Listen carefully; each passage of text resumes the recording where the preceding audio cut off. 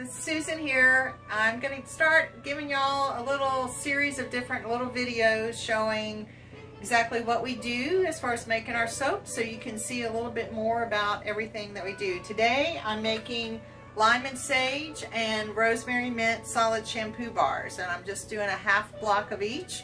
So I use one of these big pots for each one, and then I typically start with the hardest oils first, which in this case is cocoa butter, which is pretty hard stuff. It's chunks that you actually cut, and so I'm basically cutting them up and putting them into the pot, and then I'm going to be melting them over here on the burners. So I get those melted, and then I add the next oil. So we'll check in with you a little bit further down the process. Thanks for watching. SusanSoaps.com. Check it out. Susan here again. This is number 2 of our steps through the little series in terms of how to make soap. And this, now we've started with the solid, super solid, like the coconut butter. Now we're moved on to, cocoa butter. And now we've moved on to coconut oil, which we scoop out. It's not quite as hard as the cocoa butter, but it's still chunky, particularly when it's cold outside in the wintertime like right now. So I'm scooping that out, and I'm going to measure it into this pot here, and then after that we're going to move on to our liquid oil. So we'll touch base with you again, but once again, Susan with Susan Soaps and More. Thanks for watching.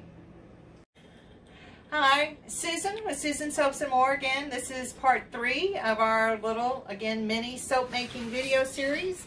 And now we're moving into our liquid soaps. This is our rosemary mint shampoo bars, and we put a lot of castor oil in here, which is awesome for hair care.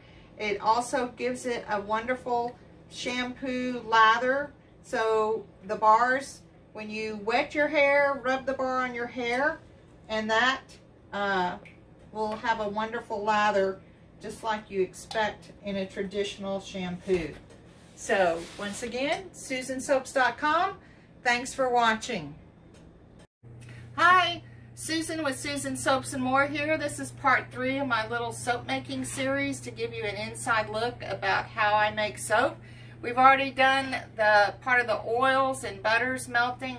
Now today we're working on getting the lye solution mixed in. So I use a mixture of water and ice to help control the fumes and also the reactiveness of the lye. Lye is something you definitely don't want to mess around with.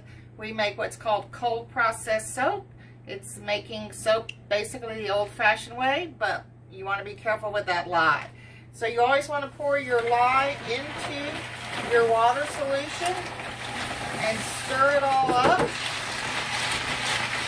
And then this will have to sit for probably a couple of hours to get down to the temperature that we need it. And then we'll be pouring the soap later this afternoon.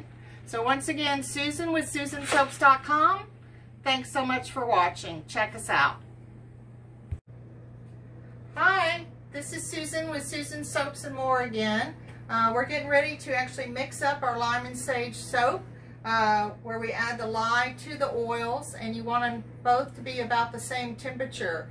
Then once I hit trace, then I'm going to add our botanicals, which in this case is a powdered rosemary, and then last we add our essential oil blend. So here we go.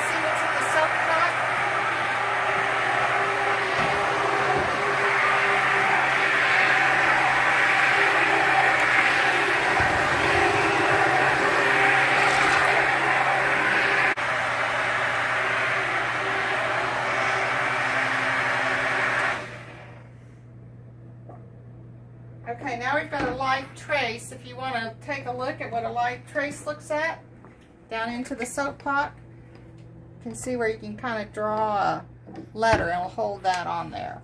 Okay, I'm going to add